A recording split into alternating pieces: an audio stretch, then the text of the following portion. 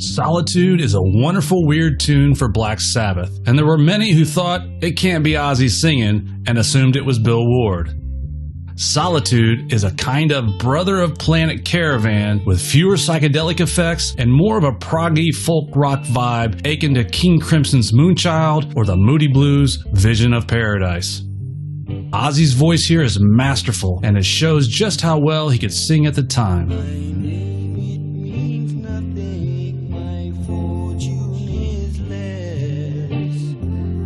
Ozzy's voice aside, this is really a Tony Iommi piece. In addition to a multi-track acoustic and electric guitar parts, he also contributes some excellent flute playing, a legacy of an interest gained during his brief stint with Jethro Tull. Iommi said, "I tried all sorts of things in the course of doing albums, even though I couldn't play them, and after being with Jethro Tull for a short stint, I thought I might try the flute. I did it only to a very amateurish extent, I must admit." If you listen to Tony's playing on A Song for Jim, a tribute to their first manager Jim Simpson, you will hear that amateur or not, he was quite proficient on the flute.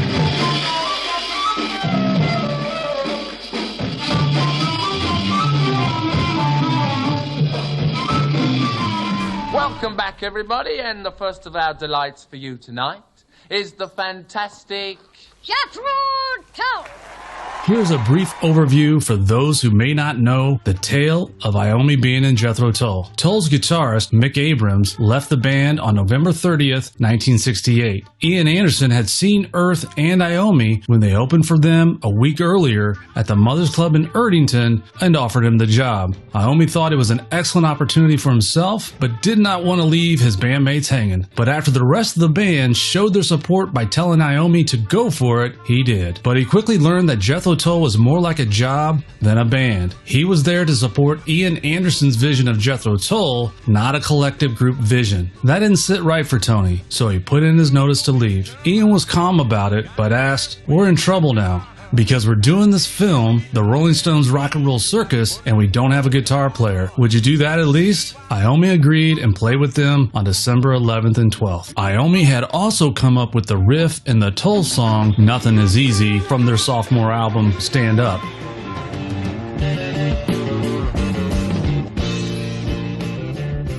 Iommi has consistently spoken of the light and shade dynamics of Black Sabbath to provide different timbres for the listener. Master of Reality's Solitude provides this contrast as much as Planet Caravan did for Paranoid. With its acoustic guitar, flute, and light arrangements, Solitude is both a gorgeous ode to proggy psychedelia and a palate cleanser for the heavy, ambitious cruncher that is Into the Void, much like Planet Caravan was for Iron Man.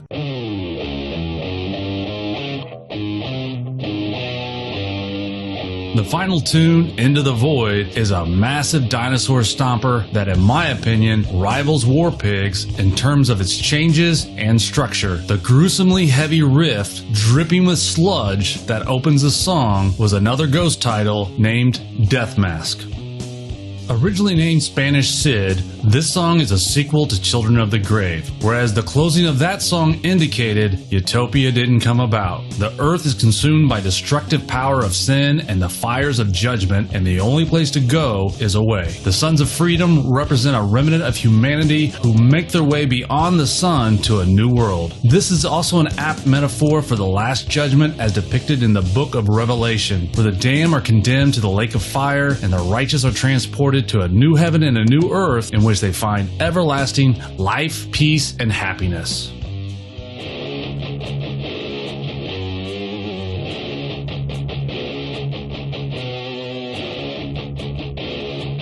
An absolutely monstrous and challenging track to make. Iommi has said that both Ward and Osborne had trouble nailing this one down. It was time, effort, and frustration well spent. Bill Ward said, "That was Black Sabbath at its absolute height, when it was absolutely coming alive. At that point, Geezer was writing really strongly, and the band at that point was unbelievably tight. We were really becoming confident due to all the touring we'd done." Soundgarden recorded this for their 1992 re-release of their Badmotorfinger album. Their version substituted lyrics taken from a speech given by Chief Sealth, a Native American leader in what is now Washington State.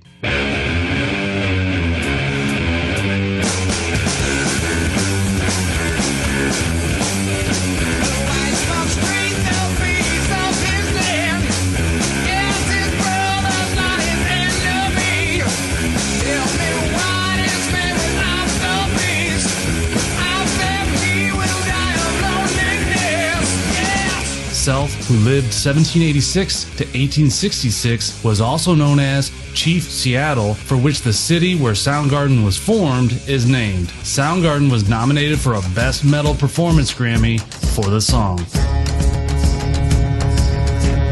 Before we talk about the album cover we all know, did you know another image was first in line for Sabbath's next album? In December 1970, Black Sabbath bought a black and white drawing from a German artist, Peter Reuter. The plan was for him to come to London in January of 1971 and create a color version for Sabbath's next album. Why it didn't become the cover for Master of Reality is a mystery, though given that the band and label were trying to move away from overtly spooky imagery, this may have been the reason why.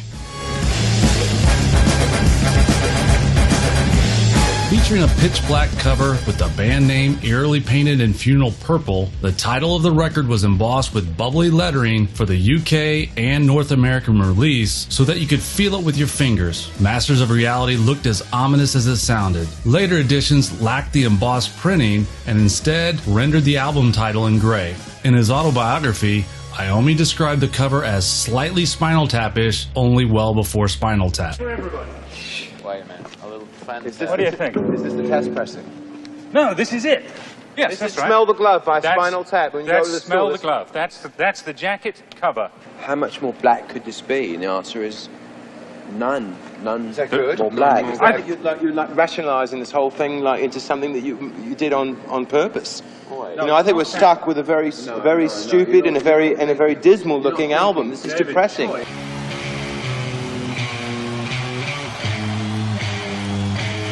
Black and purple were chosen as the theme to represent mourning colors. Many variants occurred around the world, with the majority intending to make the band's name more readable beyond the straight embossing. Post the initial pressings, there have been several variants worldwide of the color scheme, with red, orange, and all the purple lettering occasionally being used, but always with the same basic design.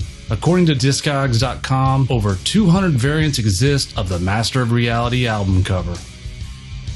The original UK issues of the album had the sleeve constructed as a thin box, opening with the flat at the top like an envelope. A large 6-panel fold-out poster was housed inside, featuring a sinister shot of the band standing under a tree. The photo was taken by Keith McMillan, aka Keith, who was responsible for the cover artwork of Black Sabbath and Paranoid. The location was Black Park, a country park in Wexham, England. The Bloomsbury Group, who designed the cover, and McMillan would team up again for Sabbath's next album, Volume 4.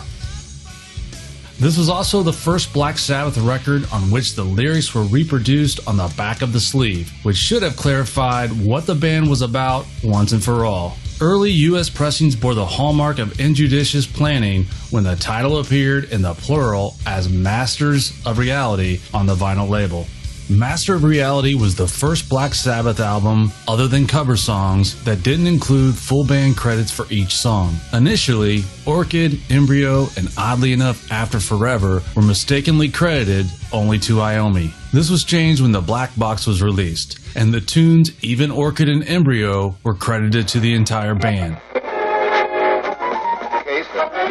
Black Sabbath has just released their third album. It's called Master of Reality. What do you think about Black Sabbath? I loved them. Why? I don't know, like, they're a good group. Couldn't explain it. They're outrageous. I think Black Sabbath is fantastic. They play what they feel. They're not, put on, but I think Black Sabbath really knows what they're doing. Music that drives. Master of Reality by Black Sabbath on Warner Brothers.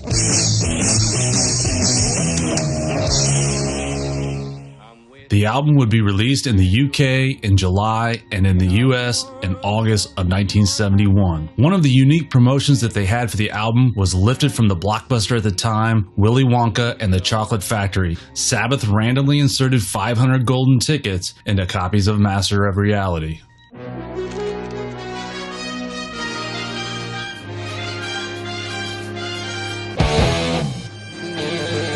You've got it! You've got the last golden ticket!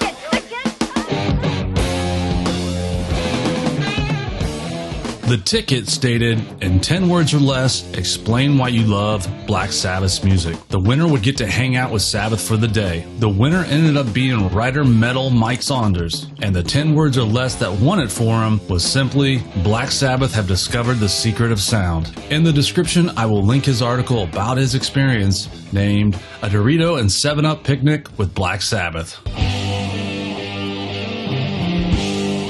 Master of Reality was a commercial hit, a top 5 album in the UK, and a top 10 success in America. It's the distinct point where Sabbath proved they were here to stay and far from a current fad of 1970. They were able to capitalize on the brilliant music they had created the year before and enhanced it a stage further, all the while selling a ton of records and concert tickets, and not to mention kickstarting new genres and inspiring musicians who were at the time either toddlers or not even born yet. 1971 was a great year for Black Sabbath and marked the turning point for them as they became a massive act stateside and worldwide. Yet critics still didn't get it. Sabbath were still written about as uncouth hoodlums making simple music for grubby people. Even though the album shipped gold, went double platinum in the US, and sold nearly 5 million copies worldwide, there were still a few critics that hated Black Sabbath for purportedly killing the hippie dream. Bill Ward said, "When we did Master, I thought, my God, surely this has got to get some credibility, because I love Master of Reality. It's one of the best albums I've ever heard." If we look at it through the lens of time, it's an iconic piece of music.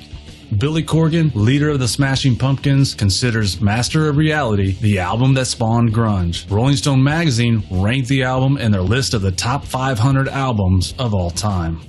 Bill Ward said, "When we completed that album, we were, as far as I'm concerned, truly veterans. I always looked at the first 3 albums as part of the same time period for us. But for me, it was Master of Reality that defined how good we'd become. The band had sort of reached a pinnacle with it. While I like all those records, this is the one where I believe we'd found ourselves. This is really the first proper studio album. It also marked the point at which we began to develop into something else."